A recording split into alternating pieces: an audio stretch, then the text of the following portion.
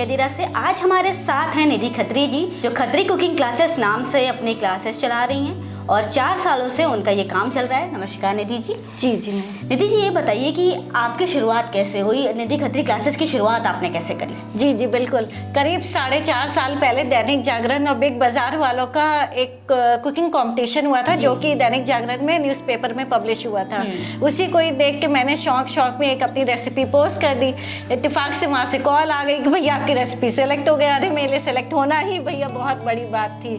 तो हम वहाँ पे गए। आखिर तक मेरा मतलब चयन तो नहीं हुआ, लेकिन शुरुआत में जितना मुझे मतलब जो वहाँ से एक बढ़ावा मिला, वहीं से मुझे एक इंस्पिरेशन मिली। और धीमे धीमे मुझे लगा कि बाकी काम तो हम करते ही थे कि जैसे ऑफिशियल वर्क है वो सब करते थे, उसके अलावा मुझे लगा कि अब हम बेकिंग और खाने के फील्ड में भी कुछ कर सकते थे, जबकि मुझे इन सब फील्ड का बिल्कुल भी नॉलेज नहीं था, कुछ नहीं था। बस वहीं से धीमे धीमे शुरुआत हुई। मैंने ऑनलाइन धीमे धीमे देखना शुरू किया, कई जगह क्लासेस मैंने करी, सीखी। तो आप ऑनलाइन क्लासेस कराती भी हैं?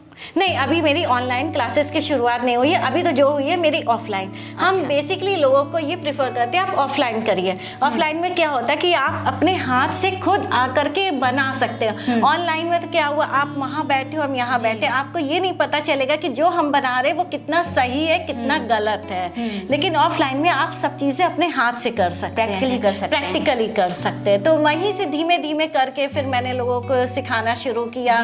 फिर मैंने कहा कि जब लोगों ने कहा कि भैया आपका बहुत अच्छा लगा, तो मतलब पहले तो जानकार लोगों ने मुझसे सीखना चाहा, फिर धीमे धीमे जैसे कहते हैं ना माउथ पब्लिसिटी, तो बस वहीं से एक से दूसरा, दूसरे तीसरे चौथे तक पहुंचती गई। और फिर धीमे धीमे हमने अपनी क्लासेस भी शुरुआत कर दी। तो निधि जी, ये बताइए कि अभी आप मॉरिशस भी गई थी बेकिंग सिखाने वहाँ पे, तो आपका एक्सपीरियंस कैसा रहा वहाँ पे? वहाँ का एक्सपीरियंस मेरा बहुत अच्छा रहा। मतलब जिसको कहते हैं नहीं, अनएक्सपेक्टेड चीज़ें। और मतलब चीज़ें मैंने ये देखी कि वहाँ पे जब हम गए और जब मैंने वहाँ के बेकरी प्रोडक्ट्स देखे, खास तौर से केक्स वगैरह, तो वहाँ के केक्स में और यहाँ के केक्स में मुझे बहुत अंतर लगा। कि जैसे यहाँ के जब हम लोग केक्स खाते हैं और बीच से जब आप कटिंग करते हो तो एकदम सॉफ्ट अंदर लेयरिंग होती है, लेकिन वहाँ पे केक क्या होता है कि केवल स्पॉन्ज होता है, नॉर्मल केवल स्पॉन्ज होता है और केवल ऊपर क्रीम होती है। तो जब वहाँ के लोगों से मेरी बातचीत हुई, उन्होंने खुद कहा कि हम लोगों को केक ज़्यादा पसंद नहीं आते, क्योंकि जब कट करते तो अंदर खाली रूखा और ऊपर केवल क्रीम। तो जब हम यहाँ से गए और हमने यहाँ की क्लासेस करी और जब हमने इंडिया के ये सब केक सिखाए, तो वहाँ के लोग तो कहने लगे ऐसे भी केक होते हैं। अच्छा। मतलब कि हमने तो वहाँ पे कुछ डिज़ाइनिंग वगैरह कुछ ऐसा खास नहीं करी, बस ऐसी हल्की फुल्की डिज़ाइनिंग बनाई, जैसे थोड़ा बास्केट केक बना दिया, थोड़ा हल्का फुल्का। उसी को ही देख के कहने लगे ऐसे भी केक होते हैं।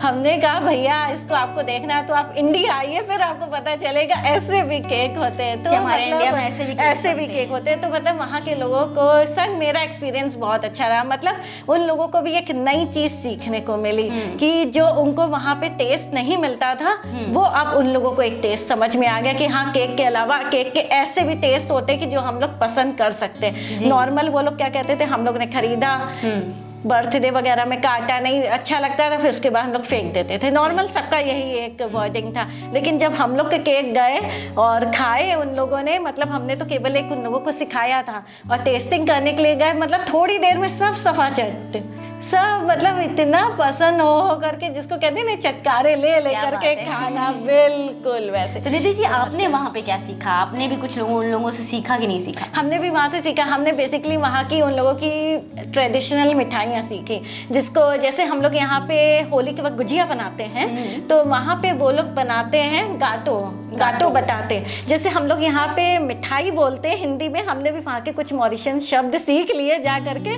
तो वहाँ पे मिठाई को गाटो कहा जाता है। तो गाटो बताते, वो दिवाली के वक्त बेसिकली बनाते हैं, जो शकरकंदी से बनती है, उसके अंदर नारियल की फिलिंग होती है। अच्छा। तो वो वहाँ पे आंटी एक रहती हैं, माला आंटी, जिनके यहाँ हम ठहरे थे, उन्होंने मुझे सिखाया बाकायदा, पूरा स्पेशली उन्होंने मेरे लिए उसकी क्लास ली, बहुत अच्छे से उन्होंने मुझे सिखाया। तो मुझे उन्होंने वो भी चीज़ सिखाई। और जैसे अभी तक हमने ये देखा कि यहाँ पे हम लोग जब रहते थे तो यहाँ पे हम लोग को खाना चलता है बहुत स्पाइसी, बिना स्पाइसी के हम लोग का खाना होता ही नहीं है। और वहाँ पे गए विदाउट स्पाइसी खाना, तो हम लोग अभी तक ये सोचते थे कि विदाउट स्पाइसी खाना कुछ होता ही नहीं, वो केवल मरीजों के लिए होता है, लोग पसंद नहीं करते। लेकिन हमने जब वो खाना खाया तो वो उसमें भी मुझे बहुत स्वाद लगा, मतलब कि कभी भी मेरी प्लेट में कोई खाना खा वो नहीं रहा, बचा नहीं रहा है। मतलब सब चीज़ें वहाँ की बहुत अच्छी रही हैं। काफ़ी कुछ मैंने सीखा कि विदाउट स्पाइसी भी चीज़ें कैसे बनती है, क्योंकि मेरे पास बहुत सारे ऐसे भी आते हैं कैंडिडेट्स जो कहते हैं कि हमें कम स्पाइसी चाहिए, या हमारे घर में डायबिटीज़ के पेशेंट्स है तो ज़्यादा मसालेदार, तो उन सब की रेसिपी को यूज़ करके हम बना सकते हैं कि कम मसाले में भी हम कैसे कर सकते हैं। तो हेल्थ कॉन्शियस लोगों के लिए भी आप कुछ बनाते हैं, कुछ इस तरह का बेक करते हैं जो डायबिटिक लोग भी खा सकें? जी जी बिल्कुल। डायबिटिक लोगों के लिए हम लोग क्या करते हैं कि मैदे का ना यूज़ करके हम लोग ओट्स का यूज़ करते हैं, मल्टीग्रेन आटे का यूज़ करते हैं, या नॉर्मल गेहूं का आटा है उसका बनाते हैं। जैसे रस्क वगैरह हम सिखाते हैं तो मार्केट में नॉर्मली रस आपका मैदे का या सूजी वगैरह का मिलता है, लेकिन हम जो रस सिखाएंगे आपको आटे का भी सिखाएंगे, मल्टीग्रेन का भी सिखाएंगे। आप जैसे बच्चे होते हैं उनको चॉकलेट बहुत पसंद होती है तो हम चोको फ्लेवर रस्क भी सिखाएंगे, जो कि चोको फ्लेवर रस्क कहीं नहीं मिलता है, तो वो भी हम सिखाएंगे। तो हम मतलब सबको ध्यान में रखते हुए चलते, जो हेल्दी हैं उनको भी ध्यान में रख के चलेंगे, जो थोड़ा हेल्थ कॉन्शियस है उनको भी ध्यान में रख के चलते हैं, तो हम लोग सबको ध्यान में रख के चलते हैं। और चूंकि बाहर से जब हो करके आए हैं तो इन सब चीज़ों को और मैंने थोड़ा मतलब हाँ कि मतलब कि चूंकि वहाँ पे भी ज़्यादातर लोगों को क्या होता है डायबिटीज़ वगैरह बहुत है, तो वो लोग वहाँ के भी काफ़ी मतलब अपनी हेल्थ का ध्यान रखते हैं, तो उन सब की डिशेस को भी हमने ध्यान में रखा है कि उनकी चीज़ों को हम इंडिया में कैसे यूज़ कर सकते हैं। अच्छा, तो खत्री कुकिंग क्लासेस जो है आपकी, आगे की क्या प्लानिंग है उसको लेकर? अभी तो हमारी ये प्लानिंग है कि अभी तक तो हमने सब ऑफलाइन सिखाया है, लेकिन अब धीमे धीमे हम लोग ऑनलाइन की तरफ बढ़ रहे हैं, कि जिसमें ऑनलाइन केवल हमें इंडिया को ही नहीं कवर करना है, इंडिया के बाहर भी कवर करना है, क्योंकि हम ये चाहते हैं कि इंडिया की चीज़ें केवल यहीं तक सीमित ना रहे, यहाँ के बाहर भी जाए, ताकि बाहर के लोग भी जाने कि इंडिया का टेस्ट क्या है, ये जाने। आजकल की महिलाओं को लेकर आप क्या मैसेज देना चाहेंगे? महिलाओं के लिए क्या खास मैसेज है जो इस लाइन में आगे जाना चाहती हैं, बेकिंग लाइन में? जी बिल्कुल, हम तो ये कहते हैं कि जैसे बहुत सी महिलाएं ऐसी होती हैं कि जो घर के बाहर जाकर के काम नहीं कर सकती हैं, क्योंकि उनके पास अपने घर की भी बहुत तमाम जिम्मेदारियां होती हैं, तो उनके लिए हम ये कहते हैं कि अगर आपको घर बैठे बैठे कोई रोजगार करना है तो आप कुकिंग का करो, बेकिंग का करो। हम ये नहीं कहते आप बेकिंग का ही करो, आप खाना बनाने का अगर आपको शौक है तो आप खाना बना करके भी उसको बाहर बर्थडे पार्टीज में या टिफिन के रूप में उसको सप्लाई कर सकती हैं, या इवनली लोग मेरे पास जैसे बेकिंग वगैरह सीखने आते हैं, तो हम सबको कहते हैं कि आपने जब इतना हमें समय दिया है तो आप उसको अपने तक सीमित मत रखिए, उसको एज अ रोजगार के रूप में करिए, जिसके लिए आपको घर से बाहर तो जाना नहीं है, बस आप उसको धीमे धीमे अपने जानकार वालों को पहले खिलाइए। फिर क्या होता है कि अगर आपकी चीज़ अच्छी होगी तो वो अपने आप माउथ पब्लिसिटी जाती है। तो हम सबको कहते हैं कि हर महिला को तो खास तौर से कहते हैं कि आप उसको घर तक मत रखिए, अपने काम को बढ़ावा दीजिए, अपने काम को तो बढ़ावा दीजिए, अपने संग संग 4 लोगों को और जोड़िए, ताकि 4 लोग आपसे और रोजगार पाए। बहुत सही बात है। तो ये बताइए निधि जी कि अभी तक आपने कितने लोगों को सिखाया है? अभी तक अगर हम गिनती के रूप में लेकर के चले तो एज अ नंबर वाइज तो उतना हम नहीं बिल्कुल कंफर्म हो पाएंगे, लेकिन फिर भी कम से कम अगर पिछले 4 साल में अगर हम पूरी तरह से लेके गए, कम से कम 200 लोग तो अभी तक पूरी तरह से सीख करके गए हैं, जिसमें मतलब कुछ बाहर वाले भी रहे, मतलब लखनऊ के लोग तो रहे लेकिन जैसे बाहर वाले भी रहे, जैसे कुछ साउथ वाले रहे जो यहाँ नहीं आ सकते। सबसे ज़्यादा हुआ कि कोरोना काल के समय क्या हुआ कि बहुत से लोगों का रोजगार छिन गया, उनके पास कुछ ऐसा काम नहीं था।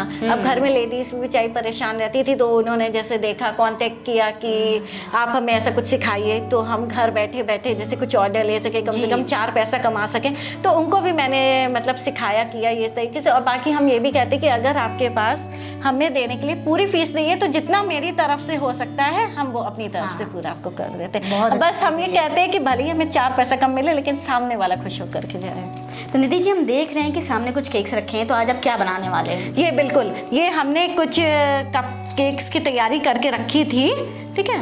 ये चूंकि ये कपकेक्स होते हैं, इनको क्या होता है कि तुरंत बेकिंग करके हम आइसिंग नहीं कर सकते, क्योंकि बेकिंग करने से क्या होता है कि जब निकालते हैं तो बिल्कुल गर्म होते हैं, तो इनके ऊपर आइसिंग तभी चल सकती है जब ये थोड़े चिल्ड होंगे। तो हमने इनको थोड़ा समय पहले से बेक करके रखा हुआ था, इस समय ये बिल्कुल चिल्ड हो गए। तो अब हम इनके ऊपर आइसिंग करेंगे, तो डेकोरेशन करके आपको ये सब चीज़ों की दिखाएंगे। शुरू करते हैं। ये क्या निधि जी अब इनके बाद? ये पाइपिंग बैग होता है। ये पाइपिंग बैग में एक नोजल लगा होता है, तो इसमें क्या होगा, अभी हम क्रीम भरेंगे और इसी से इसके ऊपर डिजाइन करेंगे। और साथ में हम ये भी बताते हैं कि अगर बाय द वे आपके पास ये सामान नहीं है, तो आप ये सोचो कि हमारे पास नहीं है तो हम क्या करें, हम कैसे करें। आपके पास नहीं, आपके घर में कोई भी दूध की थैली आती हो या कोई भी सामान की प्लास्टिक की पन्नी आती हो, आप उसका भी यूज कर सकते हैं। अच्छा। मतलब हमें कभी ये नहीं सोचना चाहिए कि हमारे पास ये नहीं है तो हम काम नहीं कर सकते। आप ये नहीं है तो आप उसका अल्टरनेटिव ढूंढो। इंडियंस के पास हमेशा किसी ना किसी चीज ना बिल्कुल जुगाड़, मतलब हर काम आज के जमाने में बिना जुगाड़ के नहीं चलता है। तो आप ये मत सोचिए कि हमारे पास ये सारा सामान इकट्ठा हो जाए तभी करें। आपके पास जो है आप उसी से शुरुआत करिए। तो ये कौन से फ्लेवर का केक आज बनने वाला है? ये पाइनएप्पल फ्लेवर का दिया है, क्योंकि पाइनएप्पल फ्लेवर इंडिया के लोगों को थोड़ा ज़्यादा खास पसंद आता है। तो मैंने उसी फ्लेवर की एक क्रीम रेडी करके रखी हुई थी पहले से, तो इसी से ही अब हम इसके ऊपर डिज़ाइनिंग करेंगे। अब मुझे भी बहुत अच्छा लगता है ना कि जब लोग आते हैं, खा के जाते हैं और फिर बाकायदा जब फीडबैक देते हैं, तो जब मुझे फीडबैक अच्छा लगता है तो जो सीखने आता है हम उनको भी कहते हैं कि आप भी काम की शुरुआत करिए। तो अभी तो ये मैंने मफिन्स तैयार करके इस तरीके से रखे हुए थे कपकेक के लिए। सबसे पहले हम इसको हल्का सा पानी से सोक करेंगे, क्योंकि ये थोड़ा सा खाने से ड्राई रखते हैं। हल्का सा बस पानी से सोक करेंगे। आप पानी से सोक कर सकते हो। अगर आपको पानी सादा नहीं पसंद है तो कोई भी फ्रूट जूस वगैरह, जैसे आप बच्चों को दे रहे हो, बच्चों को जैसे जूसेस वगैरह वो नहीं पसंद होते, फल वगैरह नहीं खाते हैं, तो आप फलों का जूस इसमें करके डाल सकते हो। अब जैसे हमने ये मैदे का बनाया है, कुछ चॉकलेट का बनाया, इसको आप हेल्दी के रूप में आटे का बना सकते हो। ये है, देखिए तरीके बहुत होते हैं, बस उसको अमल में लाने का आपको है।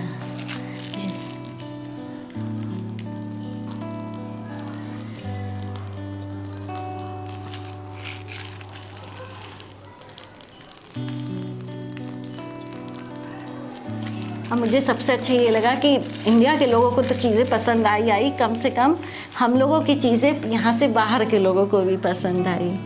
वरना लोग कहते हैं कि यहाँ से बाहर के लोगों को इंडिया की चीज़ें पसंद नहीं आती है, लेकिन ऐसा कुछ नहीं था। आप देख सकते हैं कि निधि जी ने कितना अच्छा कपकेक बनाया है।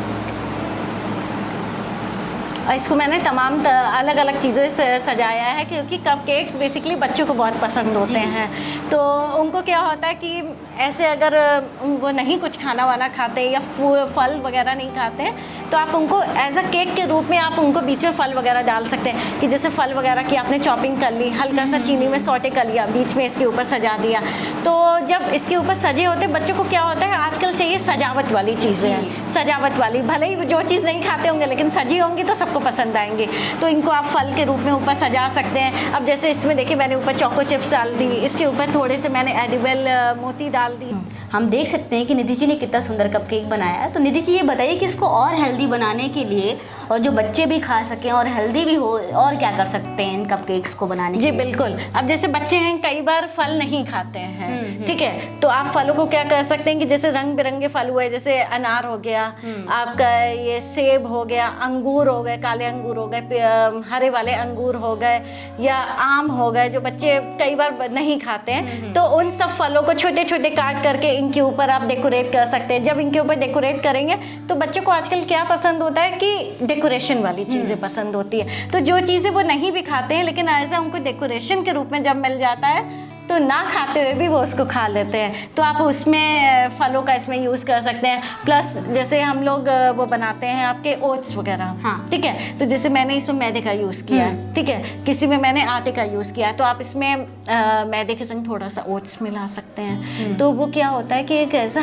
हेल्दी वर्जन मिल जाता है। और आजकल आप जानते हो कि हर कोई मतलब अपने हेल्थ को लेकर के सभी लोग सजग हैं। तो हम ये कहते हैं कि अगर आपको चीज़ें पसंद है तो आप उसको छोड़िए नहीं, खाइए, लेकिन उसको थोड़ा सा चेंज कर दीजिए, उसको आप थोड़ा हेल्दी कर दीजिए। ये तो आज हमने बात करी निधि जी से, जिनसे हमें बहुत सारी जानकारियाँ मिली। ऐसी हस्तियों को जानने के लिए जुड़े रहिए आपके अधीरा से, और हमारे चैनल को सब्सक्राइब करना ना भूलें।